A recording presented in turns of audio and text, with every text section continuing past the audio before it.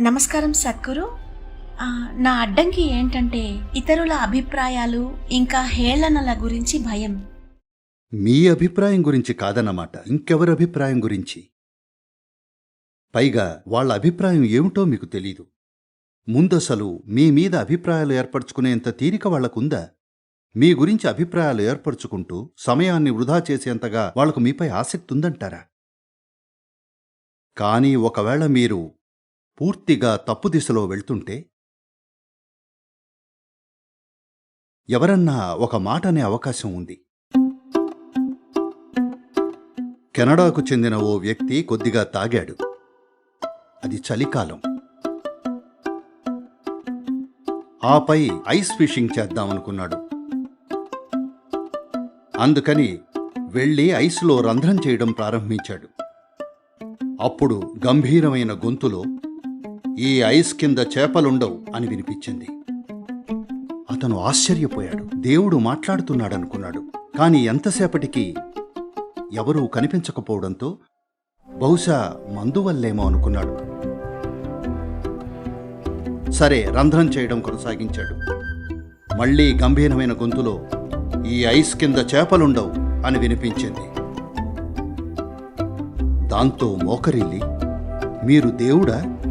మాట్లాడుతుంది దేవుడేనా? ఎక్కడి నుండి మాట్లాడుతున్నారు?" అన్నాడు. అప్పుడు జవాబు, "నేను ఐస్ రింక్ మేనేజర్ని" అని వచ్చింది.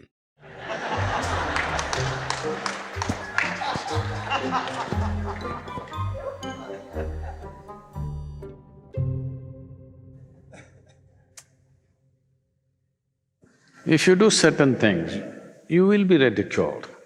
కొన్ని పనులు చేస్తే మీరు నవ్వుల పాలవుతారు. అయితే చాలా మటుకు ఎవరికీ అంత తీరిక లేదు. మీ గురించి ఆలోచించడానికి, అభిప్రాయాలు చేయడానికి, మిమ్మల్ని ఎగతాళి చేయడానికి వాళ్ళకంత తీరిక లేదు. వాళ్ల పనుల్లో వాళ్ళు బిజీగా ఉంటారు. ఒక్క నిమిషం దొరికిందంటే ఇలా. అసలు మిమ్మల్ని ఎక్కడ చూస్తున్నారు? కనీసం మీ వంక చూడను కూడా చూడటం లేదు ఈ రోజుల్లో. కాబట్టి దాని గురించి చింతించకండి.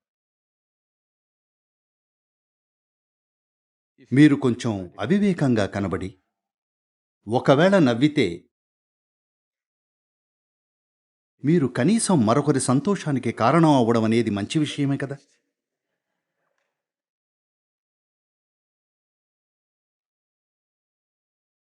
నేనంటున్నది అన్ని వేళలా నవ్వుల పాలు కమ్మని కాదు.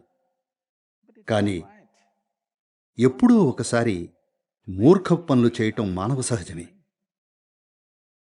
అవునా? మీరెప్పుడూ పూర్తిగా కరెక్టే. ఇది కొద్దిగా సమస్య.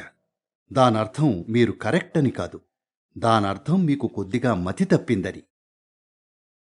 అవును, నేనెప్పుడూ కరెక్టే అంటే మీరు కరెక్ట్గా ఉంటున్నారని కాదు. మీకు కొద్దిగా మతి తప్పిందని, చూడలేకపోతున్నారంతే. ఇలాంటప్పుడే మీరు నవ్వుల పాలవుతారు. నవ్వుల పాలవటం మీకు పర్లేదు అంటే అప్పుడు మిమ్మల్ని ఎంతో ఇష్టపడతారు. చాలామందికి మీపై ప్రేమ కలుగుతుంది మీ అవివేకాన్ని చూసి. నిజంగా వారికి మీరు ముద్దుగా అనిపిస్తారు.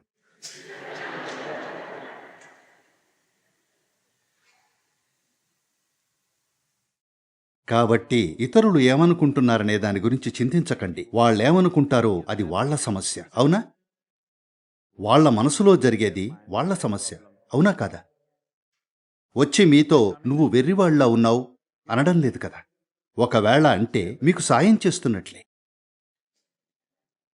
ఉదాహరణకి, మీరు ఐస్ రింకులో చేపలు పట్టాలని చూస్తుంటే ఎవరో అక్కడ చేపలుండవని చెప్తే అది మంచి సలహానే. అవునా? వాళ్ళు మీతో అనడం లేదు.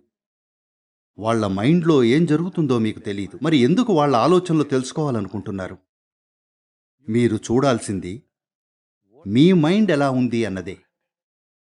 ఇతరుల మైండ్ ఎలా ఉంది, దానిలో ఏముంది అని చింతించకండి.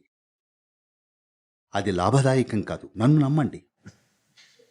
ఇతరులేమనుకుంటారో ఆలోచించడం లాభదాయకం కాదు. దానివల్ల విలువైనదేదీ చేకూరదు. దాని బదులు మీ మైండ్ని ఏ విధంగా ఉంచుకోవాలి అనే దానిపై ధ్యాస పెడితే మీ జీవితం మెరుగవుతుంది. అలా కాక అతనేమనుకుంటున్నాడో ఆమెమనుకుంటుందో అని చింతిస్తూ ఉంటే మీకు పిచ్చెక్కుతుంది. ఎందుకంటే వాళ్ళేమనుకుంటున్నారో మీకు తెలియదు. అంతా ఊహాగానమే. నిత్యం ఇలా ఊహించుకుంటూ పోతే అది మీకు పిచ్చెక్కిస్తుంది, అవునా? కాబట్టి ఇప్పటి నుండి ఈ విధంగా చూడండి. ఏదైనా మీకు హాస్యాస్పదంగా అనిపిస్తే అది చేయకండి. అది విలువైందని అనిపిస్తే చేసేయండి, పర్వాలేదు. వేరే ఎవరికో అది హాస్యాస్పదంగా అనిపిస్తే అనిపించొచ్చు. నేను విశ్వంలో దేన్నైనా ఎగతాళి చేయగలను. దాని అర్థం నేను దానికి వ్యతిరేకమని కాదు. ఏడ్చే బదులు నవ్వుదాం ఆ మూర్ఖపు విషయాలను చూసి. ఇంకేం చేస్తాం, అవునా? అవునా? ఇది ఒక ఎంపిక. ప్రపంచంలోని ఎన్నో మూర్ఖపు విషయాలను చూసి వాటి గురించి ఏడవచ్చు, లేదా వాటిని చూసి నవ్వొచ్చు. దేన్నైనా ఫిక్స్ చేయగల సామర్థ్యం బాగుండేది మనం అన్నింటినీ ఫిక్స్ చేయగలమని కాదు. దేన్నైనా ఫిక్స్ చేయగల సామర్థ్యం బాగుండేది నవ్వుతూ ఉన్నప్పుడే, ఏడుస్తున్నప్పుడు కాదు, అవునా? కాబట్టి చింతించకండి. ఎవరైనా నవ్వితే వారితో పాటు మీరు కూడా నవ్వండి. మీరు స్నేహితులుగా మారతారు. అలా కాక రియాక్ట్ అయితే మీరు మరింత హాస్యాస్పదంగా అవుతారు. ఇప్పటికే ఒక మూర్ఖపు పని చేశారు, ఆపై ఇప్పుడు రియాక్ట్ అయితే ఇక మూర్ఖులుగా మిగిలిపోతారు. వారితో కలిసి నవ్వితే బహుశా మీరు చేస్తున్న ఆ తప్పు నుండి వాళ్ళు మిమ్మల్ని బయటపడేయచ్చు. అలా జరగచ్చు. అయితే చాలా మటుకు ఎవరూ మీ గురించి ఆలోచించడం లేదు. మిమ్మల్ని నిరాశపరిచినందుకు క్షమించండి.